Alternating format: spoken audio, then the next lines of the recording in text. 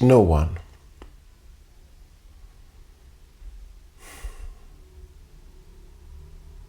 No one comes back to open the door. No one.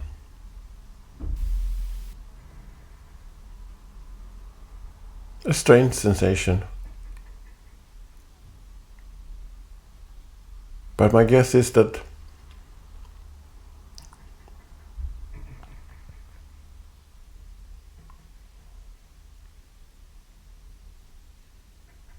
that's how life often lacks animation.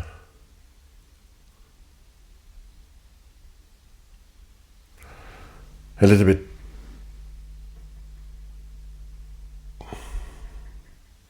kind of sort of numb, kind of past tense, as if belonging to another season. Yesterday life.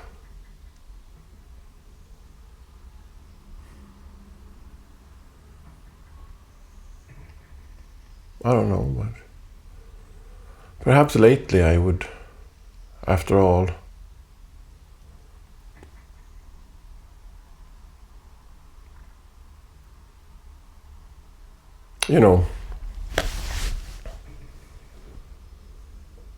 one need to appreciate the small things, life's small things.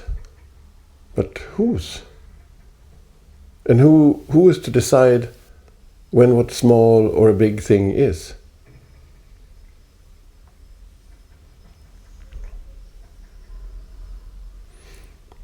Are things that are for free smaller than things that comes with a price?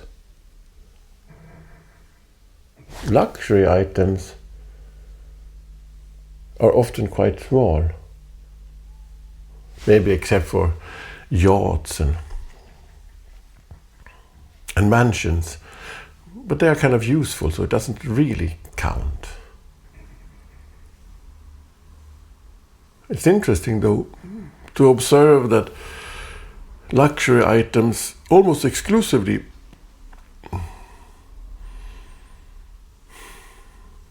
entertain a very prominent position on secondary markets.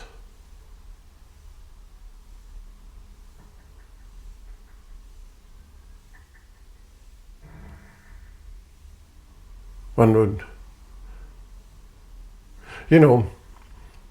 obtaining something, acquiring something, and the very moment when you hold it in your hand, it immediately decreases in value, in a flash.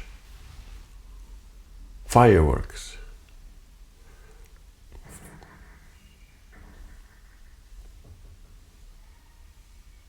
Investing in fireworks, hugely, and then 30 seconds later it's just gone. A diamond necklace, where you are sure that its value will be maintained for generations, or even acquiring an exclusive apartment, a luxury condo, and the real estate broker have convinced you that it will double its value, if not triple, within a couple of months. Fireworks. But then on the other hand, fireworks doesn't go very well together with spectacular,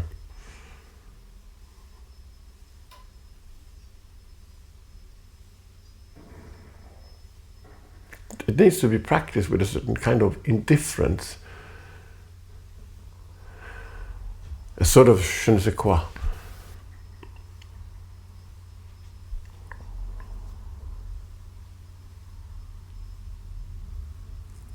Things for free seems often to attract less attention. And is that what makes them small? But then somewhere it all flips. After all, a gift is for free.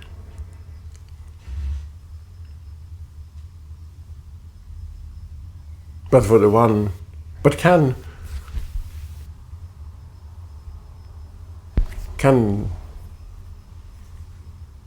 envelope a lot of value for the one passing on the gift. It can be connected with huge efforts and perhaps even sacrifices in life.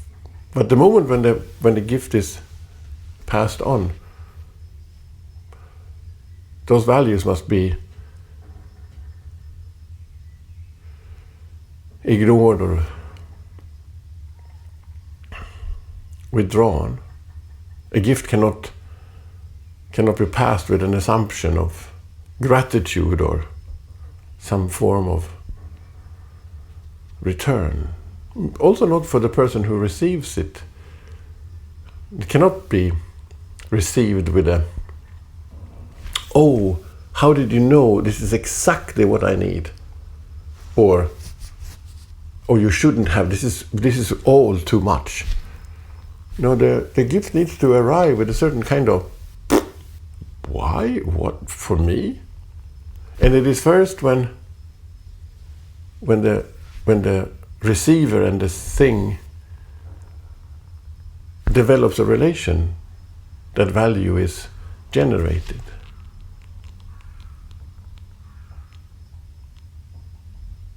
Children is maybe the best and the worst example. I mean, they are for free, and production value is quite small indeed. And at the same time, how do one say, the biggest gift life can offer. And they certainly don't come with a return policy.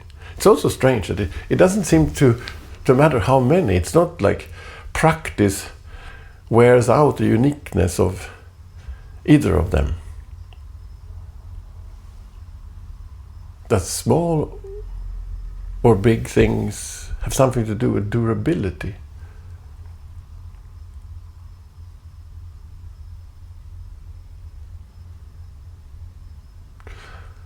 The wristwatch inherited by the son from his father, who inherited it from yet another generation.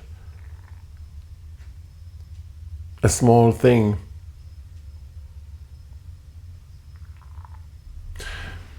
obtained through choices against life's excesses, signifying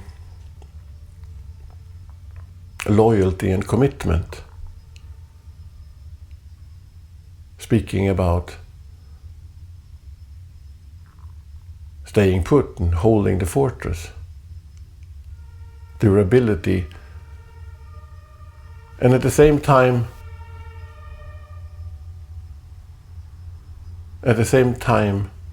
holding and presenting life's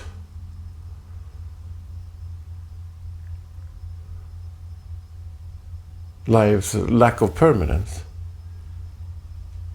An inherited watch is a big small thing, or a small big thing, but it is never a middle-sized thing.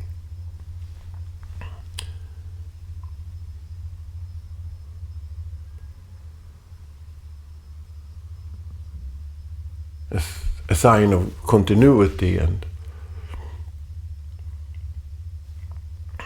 in ways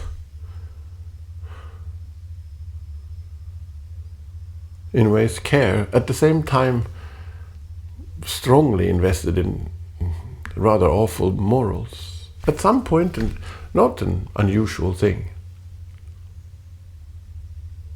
But today, who keeps a job for decades? I mean,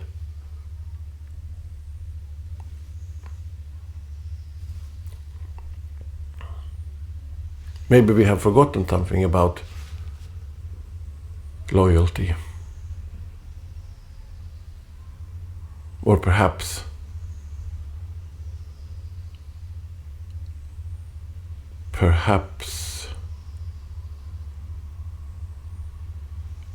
society has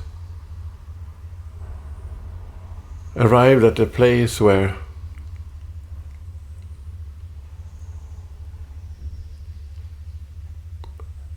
regarding which commitment has become incompatible. Maybe on the other hand, it's just capitalism that has become so greedy it can't even offer us frequent flyer members a little gift at the end.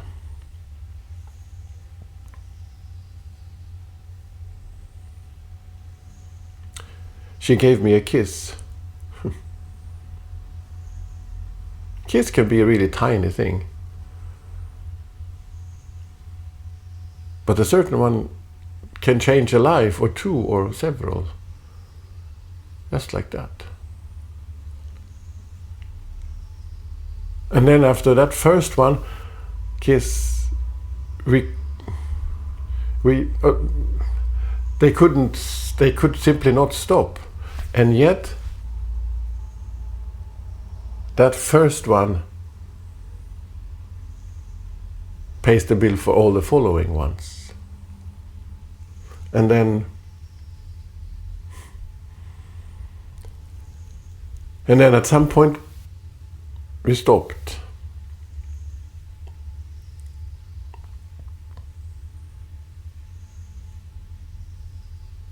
They faded.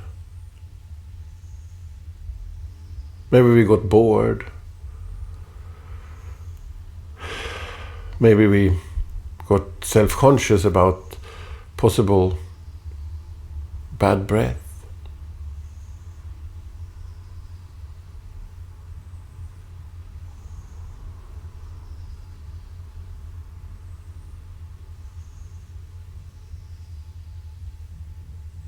We started sleeping back to back. But what happens then? Does the kiss end up in a form of malignant inflation, or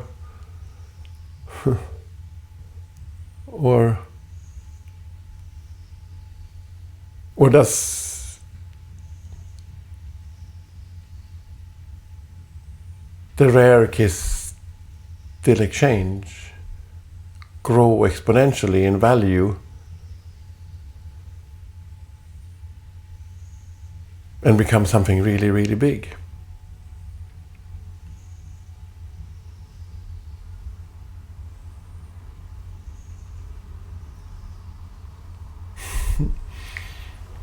We remember first kisses, maybe the first, perhaps many.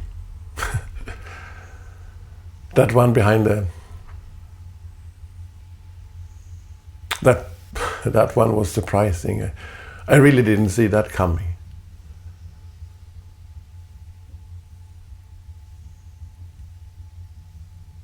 And that one,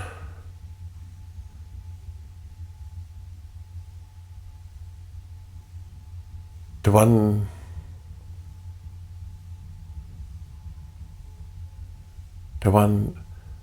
that changed everything.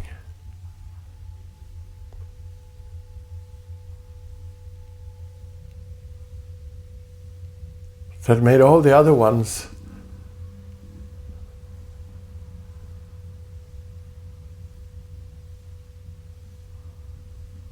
that one.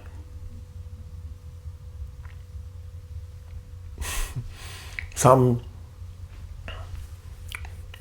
perhaps an inch disappointing, probably mostly because of oversized expectations and a little bit too vivid fantasizing in advance.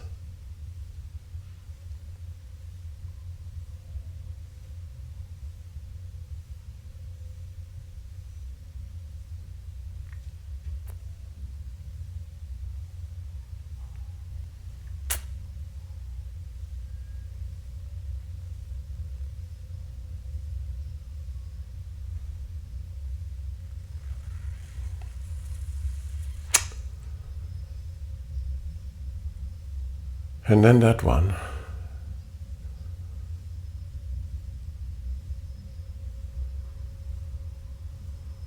The one that I had.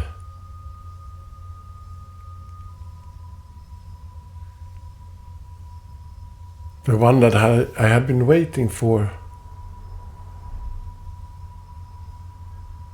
The one that I had longed for so long.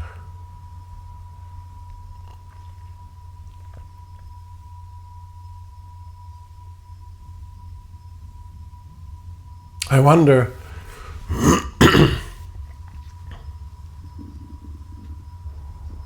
will I remember the last one?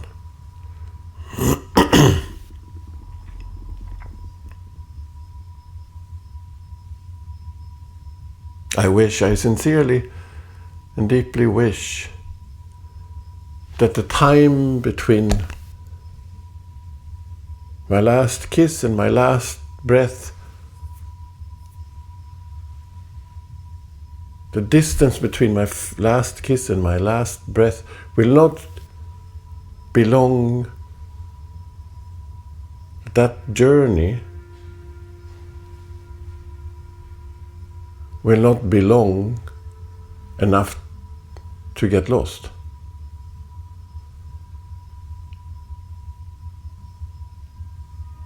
I wish the time between my last kiss and my last breath not be long enough for forgetting. We say she outlived her husband with 20 years. Do we also then say she endured life for 20 years without the luxury and privilege, the joy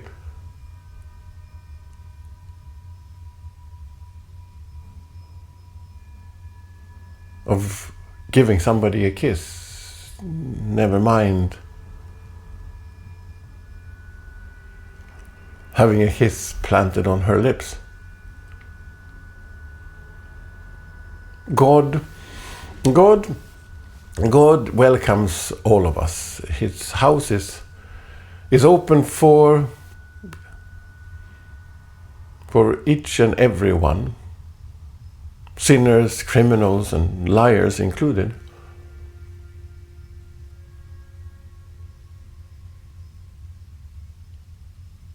On his door there is a big sign saying "Tout est gratuit."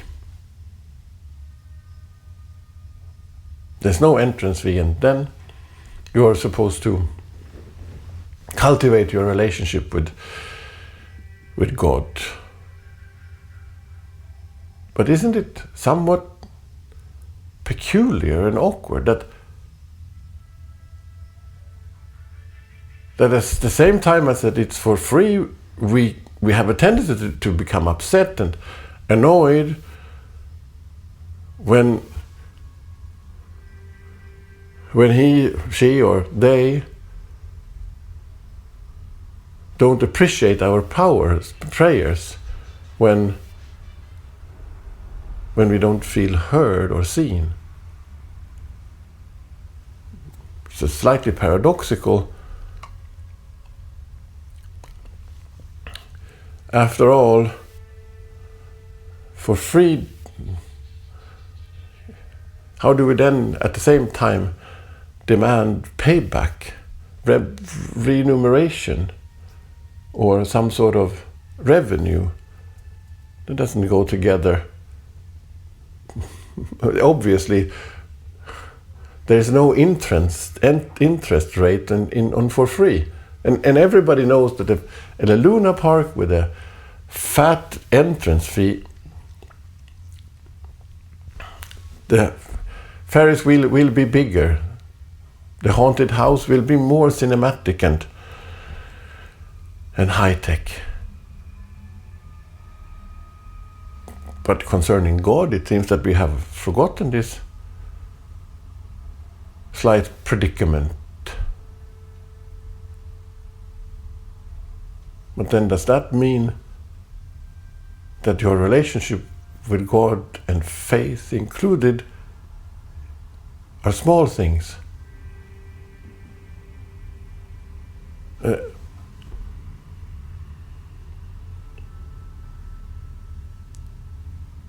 A small relation with something big.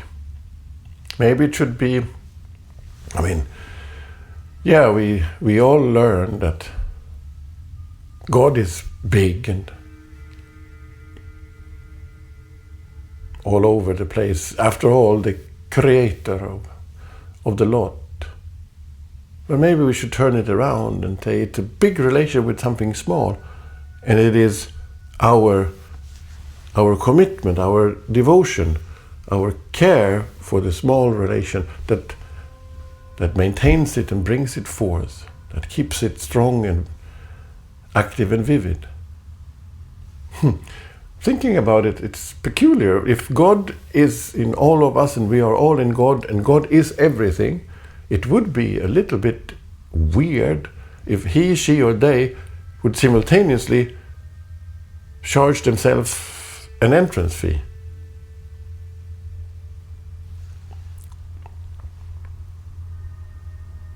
I can wait. I can wait.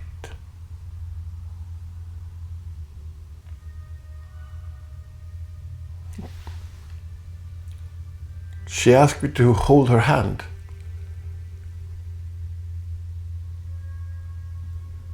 It must have been towards the end of May. As a request, a small thing.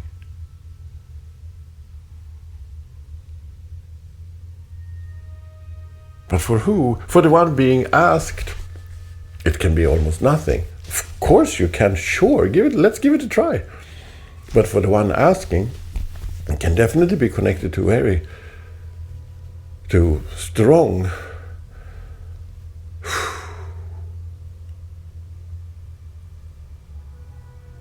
efforts to overcome shyness and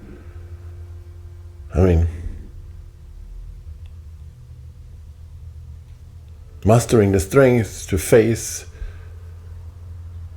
possible rejection. And evidently the response can define 2 lives to come. A child who slips its hand into mine.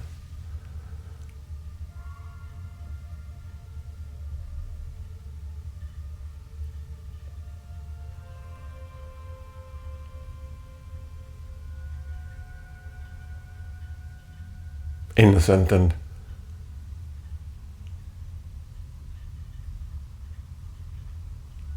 done without conditions.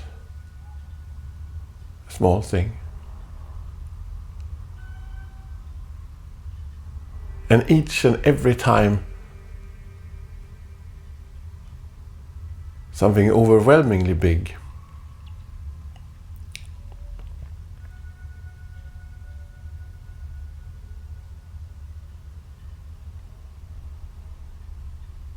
As a request, something small.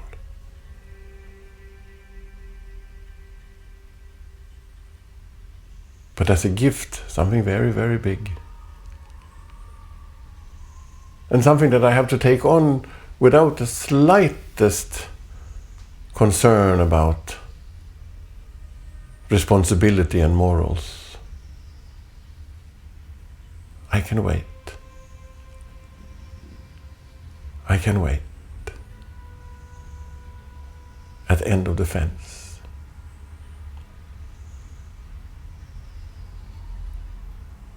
Nor responsibility nor morals can wait. They are really bad at waiting. And perhaps even it's very opposite. But I can. I can wait. I can wait. At at the end of the fence. I can wait.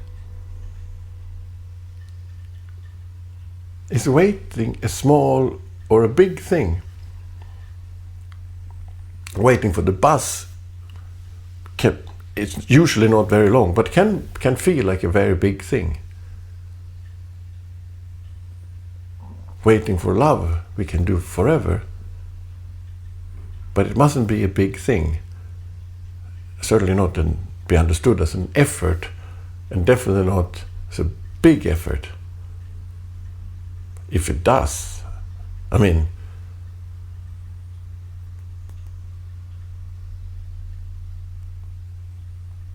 if it does feel like an effort, I guess it's perhaps nothing else than a bus being really delayed. But then, when that waiting, that must not be an effort,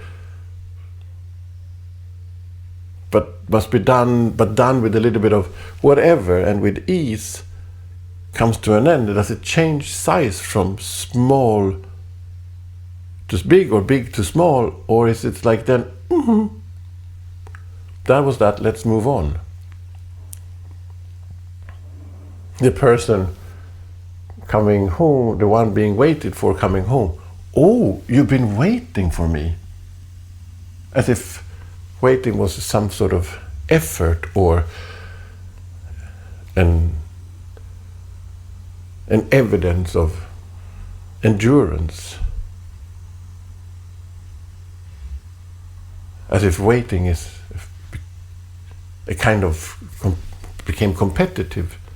Then we wonder if this is later in life and this is the third time you wait, does that then make it a triathlon?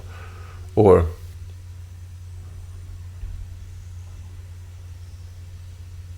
maybe anticipation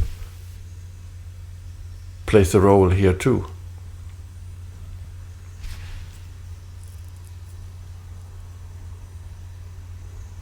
And then there he or she is. What happens with the time of waiting then?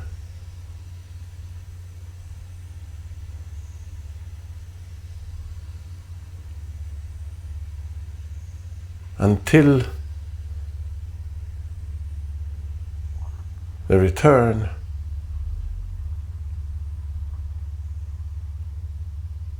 I have counted days, hours, even minutes. I have with closed eyes lain sleepless, wondering, longing, worrying and fantasizing about the moment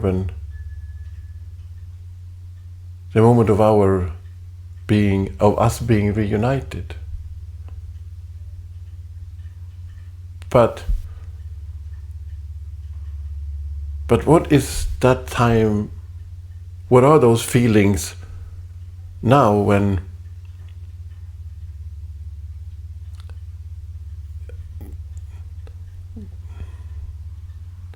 you are back? They can have no value, and yet all I had when you were away was the waiting and the anticipation of your return. Waiting is what kept me alive.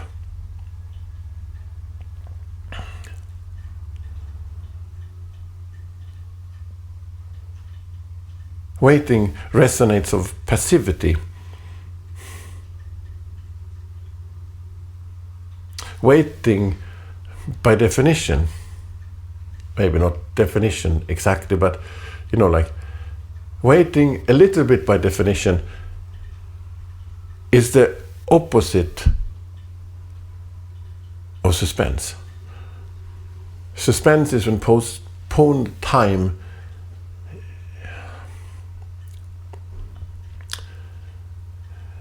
is undulating, crisscrossed with with creeks, rivers, pathways and such.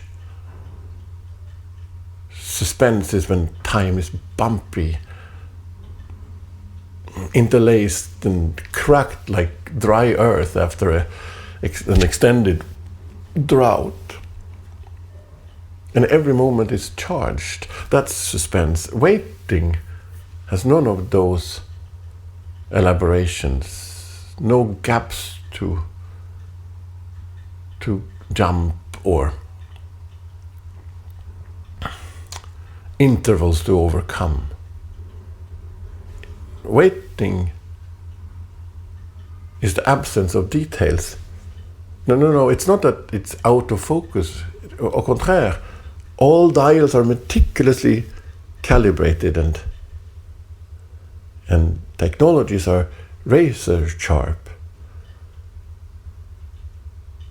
There are just no details, nothing that occupies.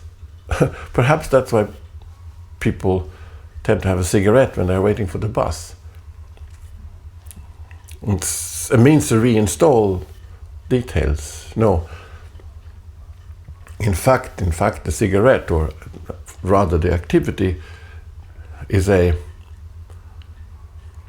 form of disavowal. Smoking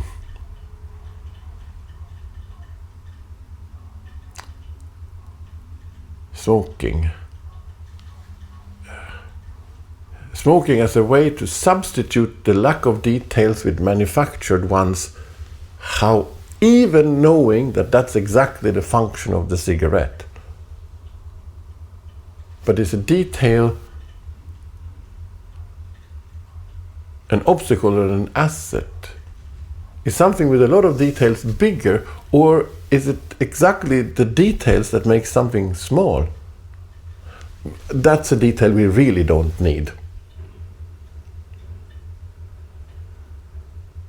But are any details necessary, or are they the details there to ensure that possibilities are still at hand?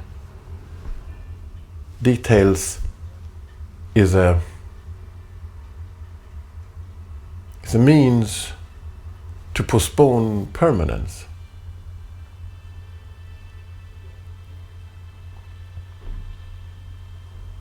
There is certainly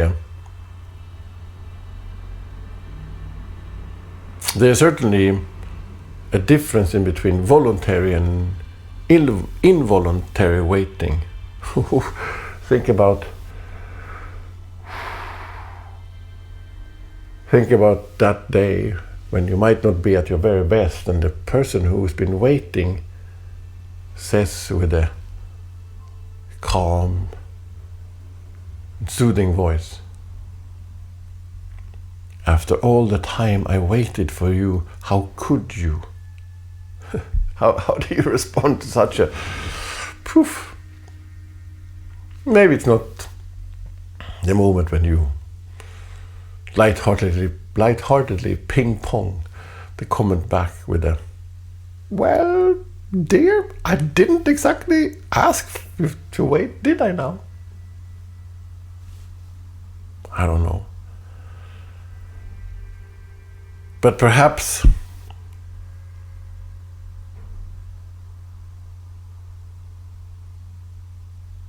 involuntary waiting is the same as grief. Or maybe grief is that specific form of involuntary waiting when you can't stop waiting even though you know that the waiting will never come to an end.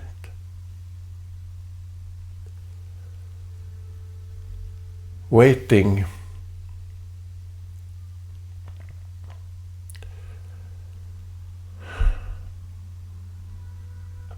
grief is waiting without destination. And grief is life in which details have been veiled, as if You still see them, but through a haze. You can still touch them, but as if you're wearing thick winter gloves. Ghost details, perhaps.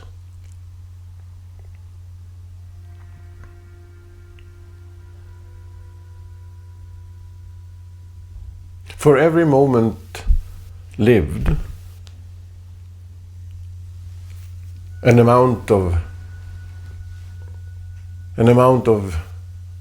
future is subtracted. Young people have, I don't know if they possess really, but young people have more future to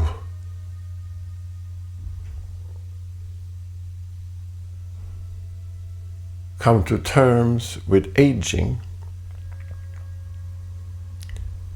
means to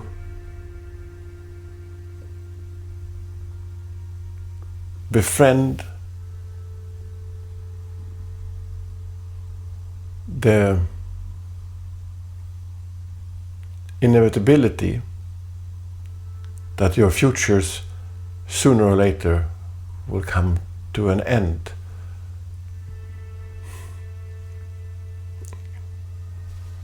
It's almost beautiful to think about. Oops. Today, my stack of futures have come to an end. Right now, I turn the last page of my book of futures.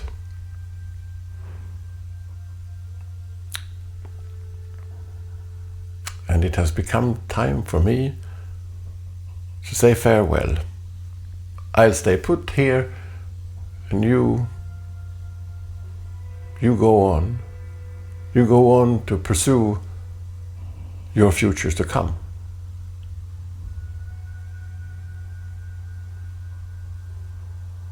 But then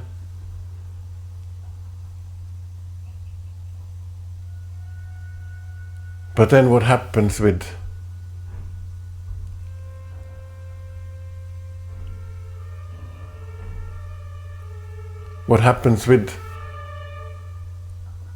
all the unlived futures? Where are they stored away? The futures of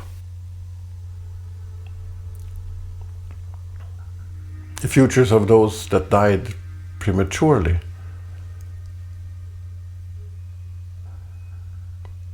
Maybe what we call ghosts are the futures of all of those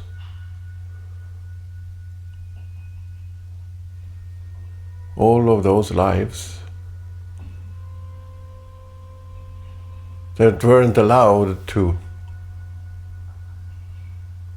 see their stack of futures come to an end, that couldn't muster the energy to turn those pages in their book of futures.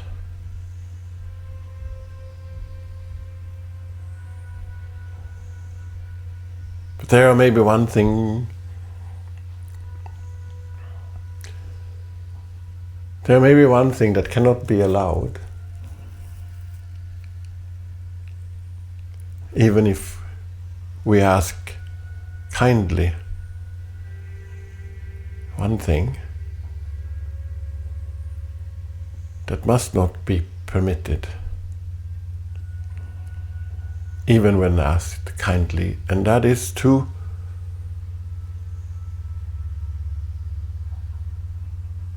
skip over a part of the futures that we have been assigned.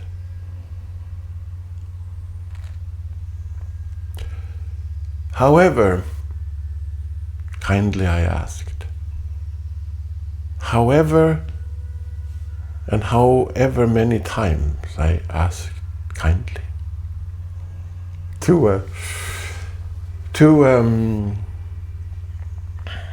impatience I guess, precedes the moment before you have come to terms with the fact that your futures are not infinite. That moment on the phone with, who knows, well. But when are you coming? Oh, it's not long now. I'll be there in 2 days. And the person on the other end of the line responds with a, oh, but I can't wait. I really, really can't wait. Strange thing to say. Although it of course feels good. But still, and in a way you ought to, even though everybody knows that obviously you can wait, you won't die or disintegrate, and if you did, the waiting will be in vain in the first place. And in fact, actually it will and cannot not be a delight to wait, because what you're waiting for is an extraordinary something or someone.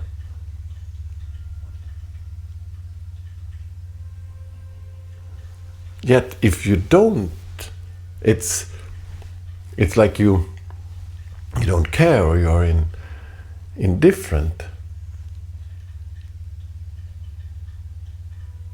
An intricate twist. Those moments when waiting grows and grows out of scale and becomes something overwhelmingly big, like when you're waiting for the outcome of a job interview, or perhaps the results from a series of medical tests. When waiting becomes so painful that even if the result is negative, it's a relief. Or perhaps when you're waiting for a date, a crush to show up for a date, and in a second waiting turns into awkward silences and forced conversations.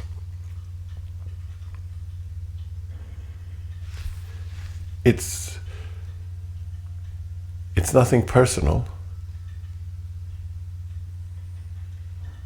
but I think I'd prefer if you were a little bit more late.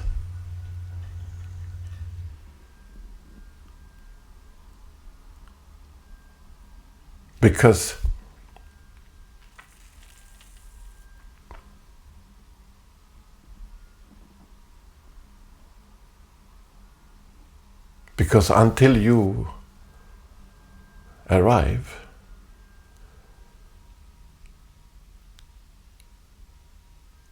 you and I, we are still perfect.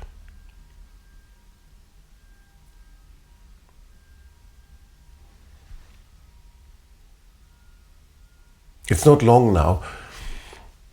I'll be there in 2 days. But I want 2 days to be long because when I wait for you, I feel a gentle glow. It makes me brand new, and I feel like freshly brushed teeth the whole day long. It's when I don't know when you're arriving that I suffer. And sometime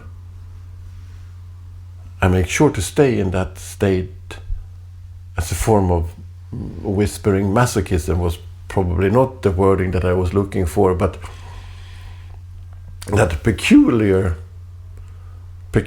enjoyment of deliberately subjecting myself to doubt. In many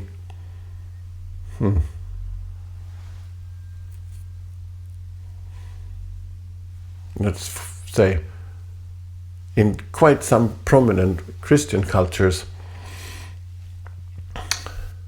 grief is something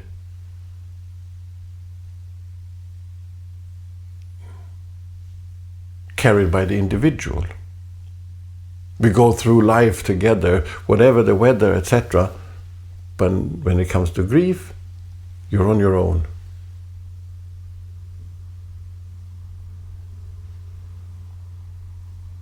I'm not an expert, sure not, but isn't it somewhat awkward?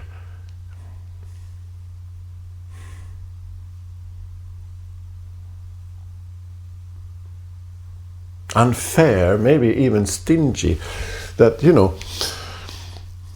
at the end of life, as the very last thing that we do, we are obliged to appear in court and be evaluated and judged by God. One would think a generous God would forgive and forget. Actually, not forgive, just forget. In a cheeky, sort of under the eye way. I know that you know that I know, but I will still deny.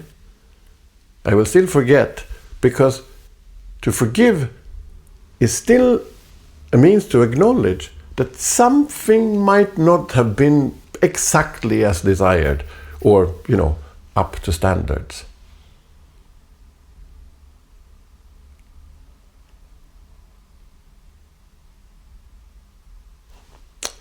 The father, or maybe the parent,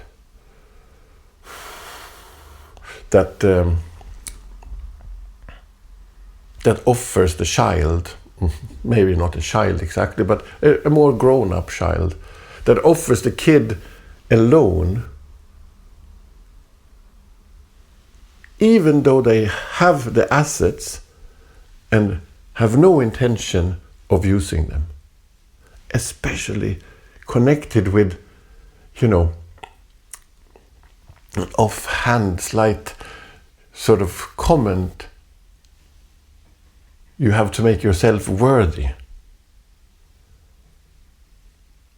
And then again, especially and in particular, as the very last thing in life, you have to make yourself worthy. How is it that one say, you learn as long as you live, it's you learn from your mistakes. What an awful moral.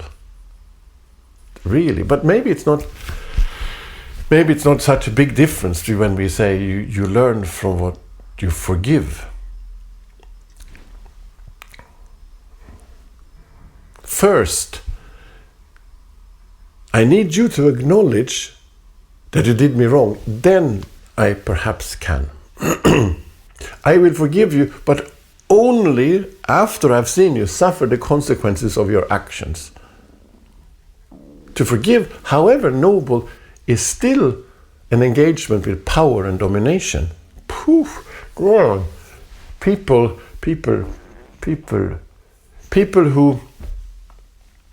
who cherish their own ability to forgive, that swim in the self-righteous appearance of forgiveness, rectification. What an utterly unattractive, poof, and deeply proprietary. I mean, to forgive cannot be something that you do in private. It must be the other way around. Forgive is something. It's all a matter of making oneself public, stepping away from oneself as private, as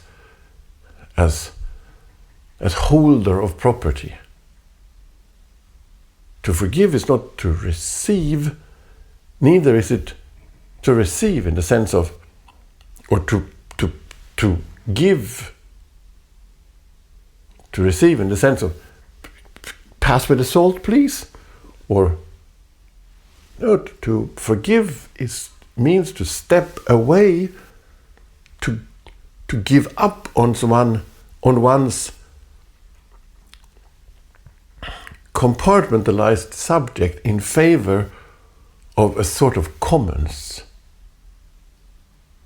If otherwise, forgiveness is not worth much.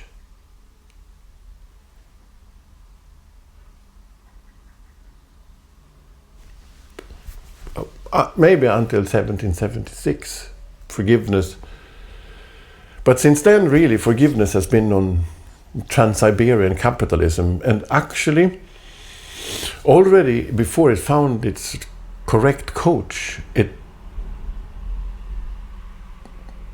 swapped forgive for transaction.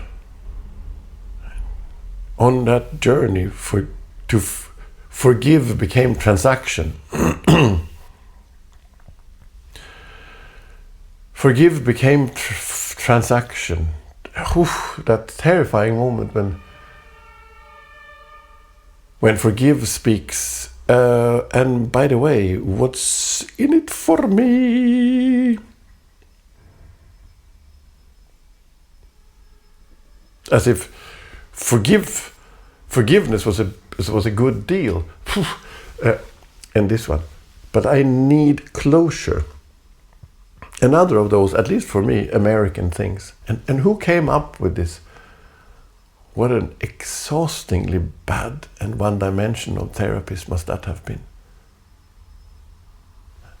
I need closure before I can forgive. What a terrible reliance on reason. I need to understand. I need to causally be able to follow step by step, and then perhaps. I mean, what an unbelievably regulatory understanding of loss and grief and trauma. Is there no other options than to make something come to an end and to say, and now I have put it all behind.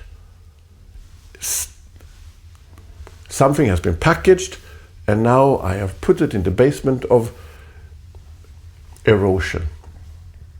It is not there anymore. It's not something that I need to be, you don't need to be concerned about, and so on. No. Why can things not coincide, overlap, and to generate a habitat that is shared without us necessarily having to bump into each other?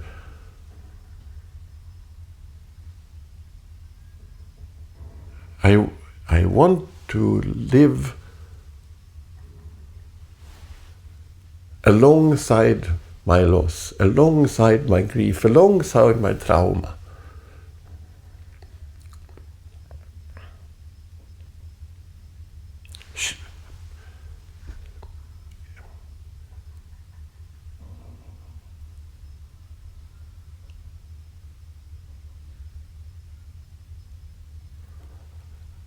You know, forgetting isn't easy.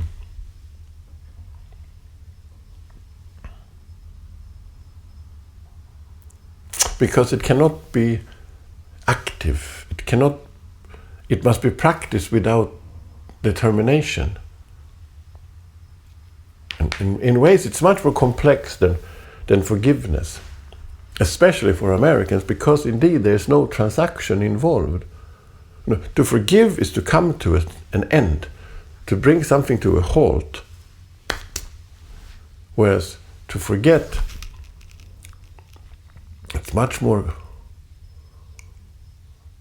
Forget is a movement, is to engage in a movement, in the form of dispersive movement, a concentric practice through which items, things, small, minor capacities and elements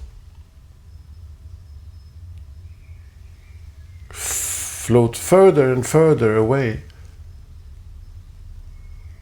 depart from each other, until at a certain moment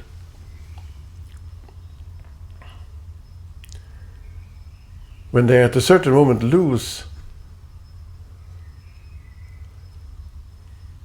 semiotic coherence.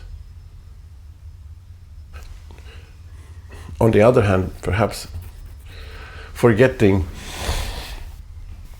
is also just another word for passive-aggressive, and actually synonymous. Active forgetting is synonymous to repression or denial. Denial and repression, both of them is fine with me. But proper forgetting must be done in 2 steps. First you have to forget, and then you have to forget to forget. And it is only after the second step, when you have forgotten what you have forgotten, that you have freed yourself, that I have freed myself from forms of exchange of guilt.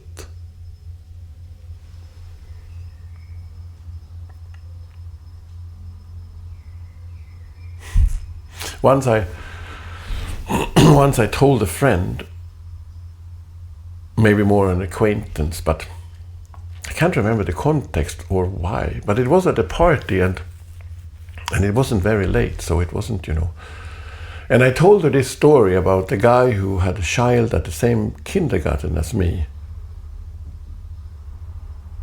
But already before I've gotten halfway through the story, the acquaintance, she turned to me and almost screamed, like in a way too loud voice, "Whatever, he just wanted attention."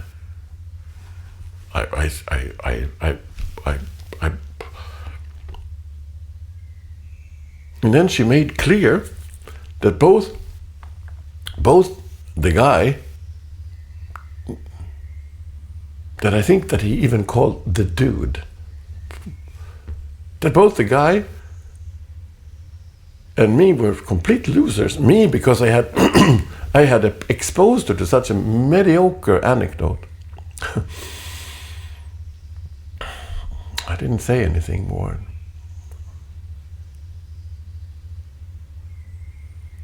Not because I didn't want to, but she had already started to talk to somebody else, and apparently about something way more exciting. However, to me it sounded like the exact opposite. But anyways, the guy that had a kid in the same kindergarten as me, he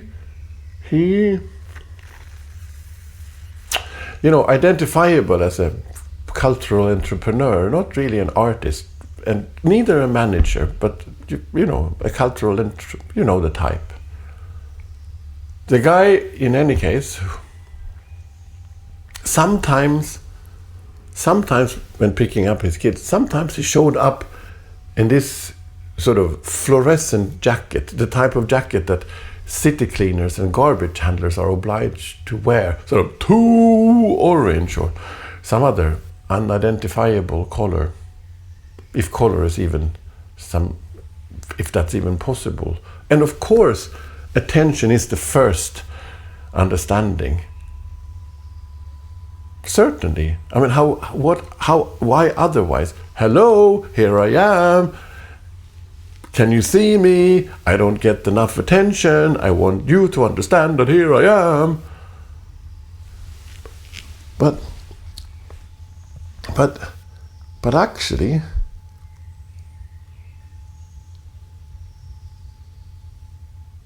somehow he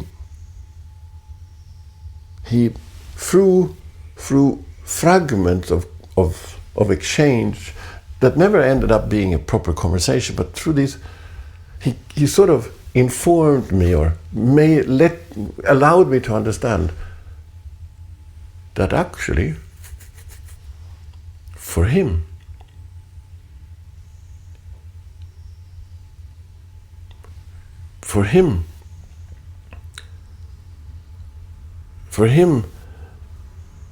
the moment he put on the jacket,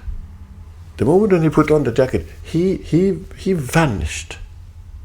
He became invisible. From that moment, everything that mattered was the jacket. And he, even if the jacket had the perfect size, he completely disappeared in it. So for him, the jacket offered a certain form of anonymity. Of course,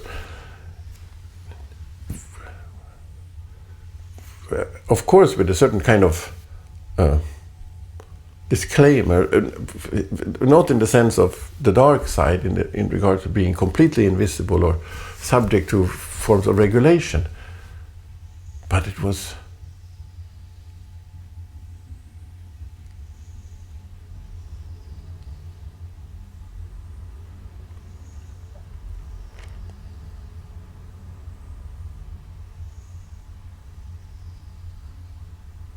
but after all, he could still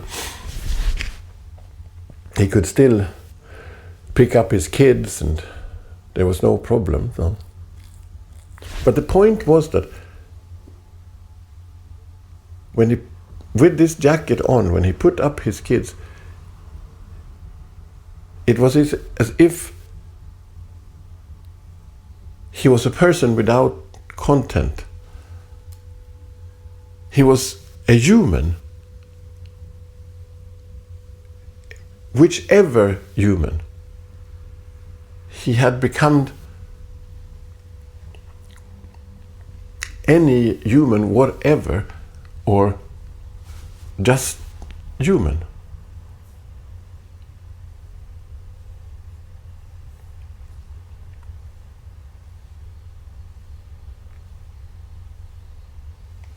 Indeed, it can be understood as a privilege and so on. But I think for him, and I believe he was aware of this also, but for him there was something else. I wonder, to be anonymous, it's that a small or a big thing?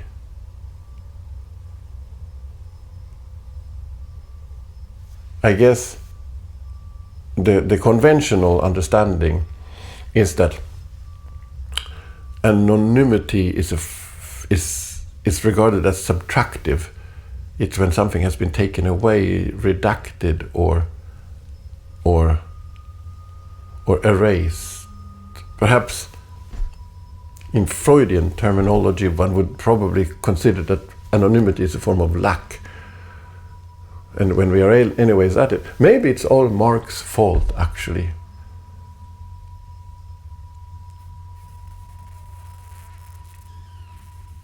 You know, at home, off hours, spending time in nature,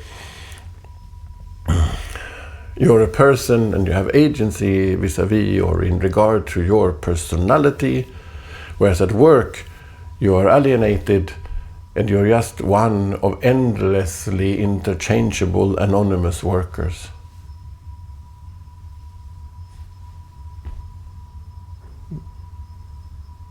That nature part. To me,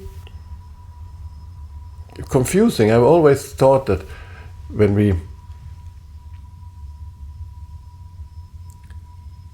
in nature, that nature is indifferent to me. Nature acknowledges that there is something occupies a certain amount of space within it. That there is somebody, some form of sentient being leans at a tree, some form of flesh and blood steps on a branch that cracks.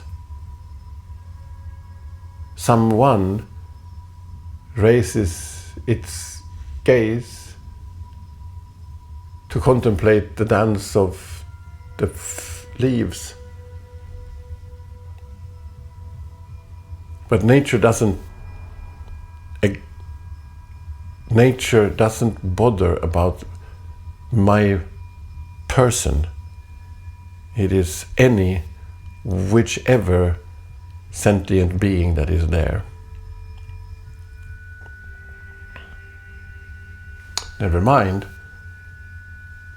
nature does not have an all-encompassing soul, but is is fragmented. So there are hundreds and thousands and millions of simultaneous observation of that sentient being leaning against a tree, cracking the branch and contemplating the leaves.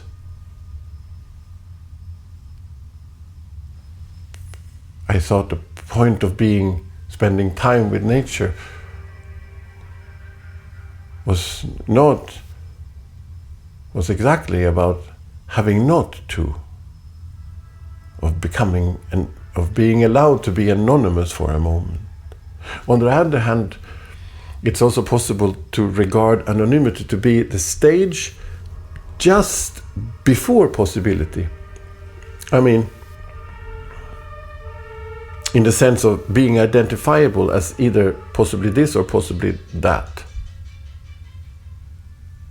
Anonymity then is a moment of living all possibilities and impossibilities at the same time, at every moment and all the moments,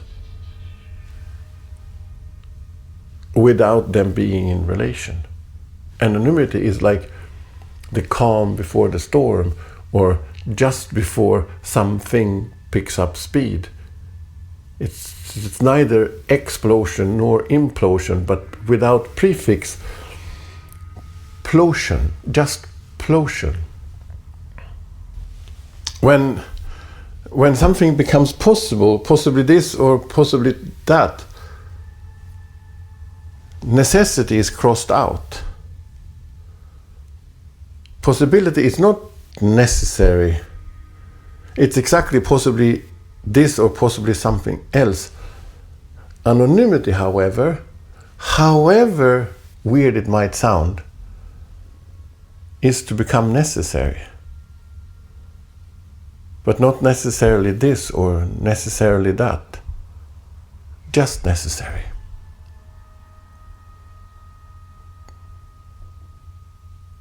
I can wait.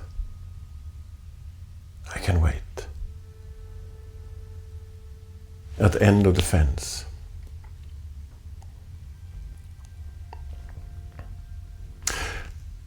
Possibility. Possibly this or possibly that. Because possibility doesn't come to an end. It goes on and on. It perpetuates. Therefore, possibility is the very opposite of becoming real. Possibility is the absence of being genuine. To become anonymous is equal to becoming real. And maybe that's why we, at least I, a little bit fear city cleaners and garbage handlers. Because anonymity neither communicates possibility nor asks for a choice, makes no propositions, and therefore make me experience my own possible anonymity, my own possible erasure. But anonymity is not becoming erased, it's exactly the opposite. It's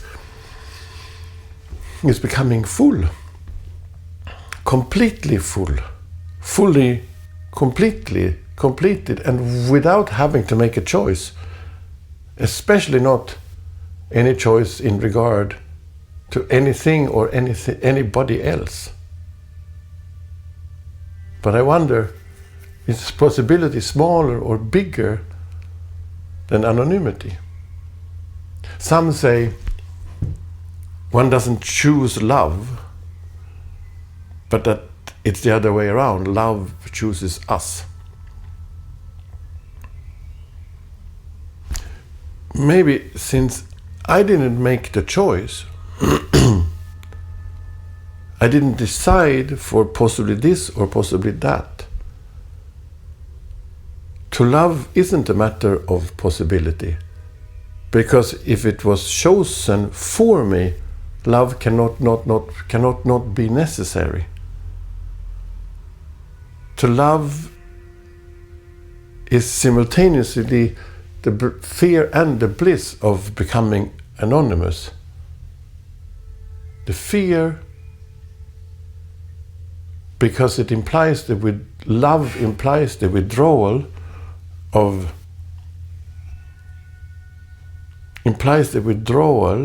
of possibility, and bliss because it is the opportunity to not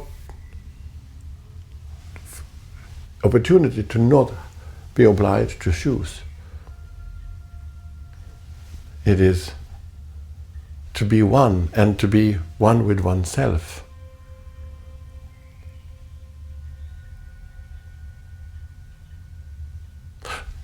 Love has no reasons, only necessity.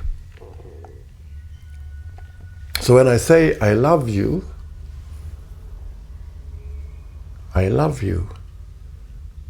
am offered a moment, perhaps a very short one, but still, I am offered an interval vis-a-vis possibility.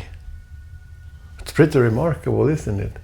That to love, possibly the most personal stuff we humans do, is at the same time something that doesn't and can't belong to us. To love. To love implies to give oneself up, to renounce one's personality.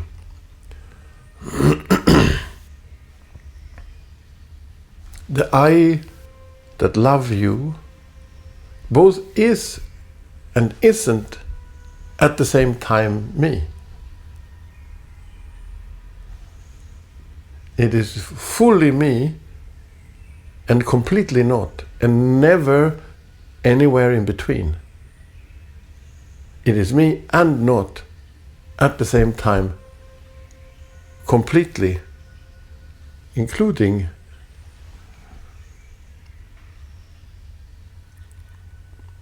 if I had reasons to love you, if there was a rationale, a justification, wouldn't that be a little bit melancholic and sort of disappointing? I love you as long as you don't color your hair green, or as long as you don't show up with your pet turtle, or at least avoid garlic. No, love reflects itself and only itself. I love you because I love you. I love you because, and as long as I do because, love is necessary and perhaps even objective. And if love is not my choice and can't be, love is also not private. But love means to make oneself available and public.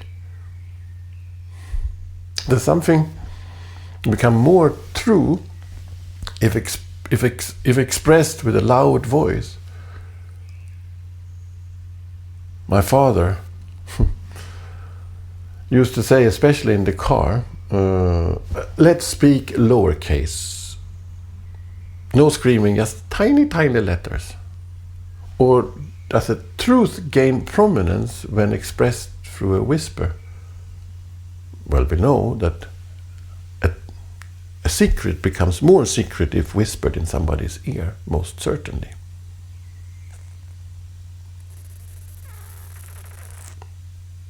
If something is true, it cannot be more or less true in respect of volume. It is independent of volume. So why then holler when a whisper is more than enough? A truth is necessary and has nothing to do with possibility. A truth is not a little bit this or a little bit something else. It is necessary And therefore truth cannot belong to anybody. It's not even ours, but independent of us humans and our lives, big or small. But if truth has nothing to do with possibility, but necessity, truth is necessary and have nothing to do with possibility, then if love is not something that I choose, that is not concerned with possibility, but love is necessary. And if truth is necessary, that maybe also then make love, which is necessary, does that not make love true?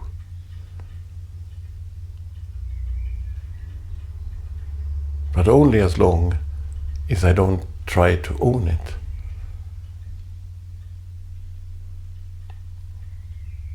For love to be true, I must learn to live with that it doesn't belong to me.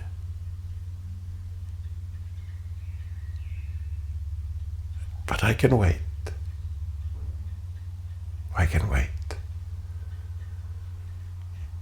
At the end of the fence, I can wait. When active, when doing things, time or duration becomes relative to the activity.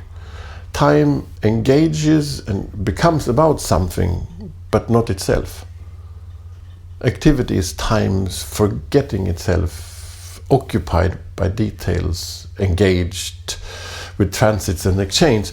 Time in action sooner or later arrives at interpretation, which means it arrives at possibility.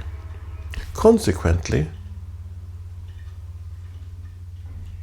however, does that not mean that waiting is similar to the experience of time itself? Waiting is time turned on itself, time transformed into self-referentiality. I'm wondering, is that time becoming objective? Waiting is the experience of objective time. But maybe the opposite is also possible. Waiting is when time becomes fully subjective. Only experience. Sort of phenomenological time.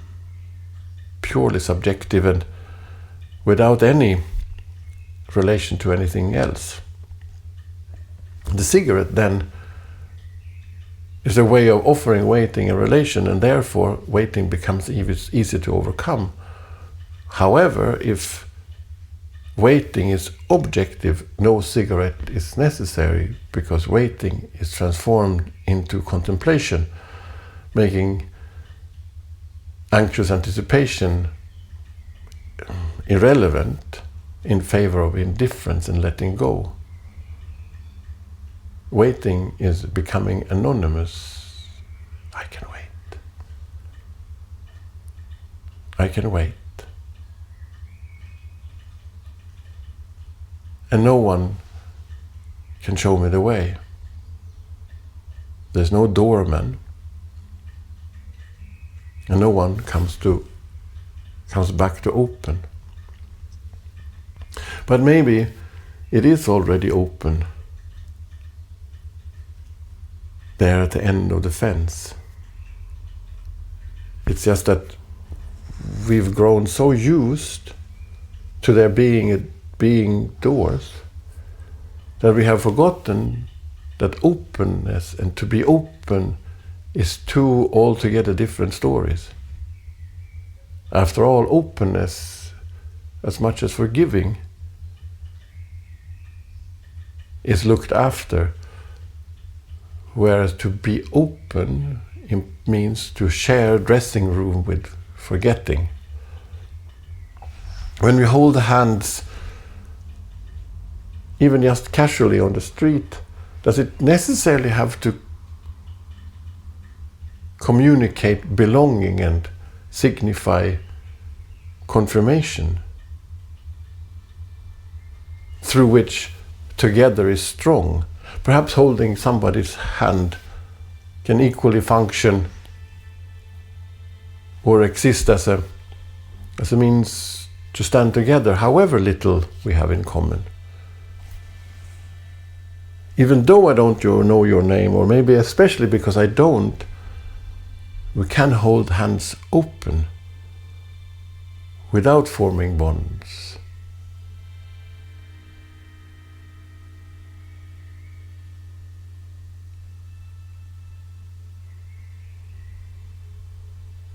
But because we don't form bonds,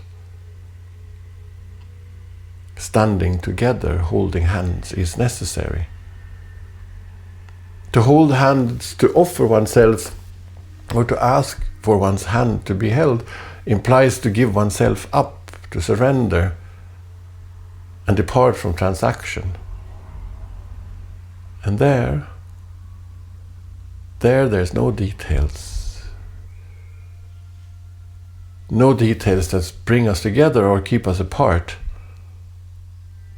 And things are what they are, there at the end of the fence, which, however, has nothing to do with anything neutral. Perhaps even it's another of those moments that can't be forced, and yet, and exactly because they can't, are necessary.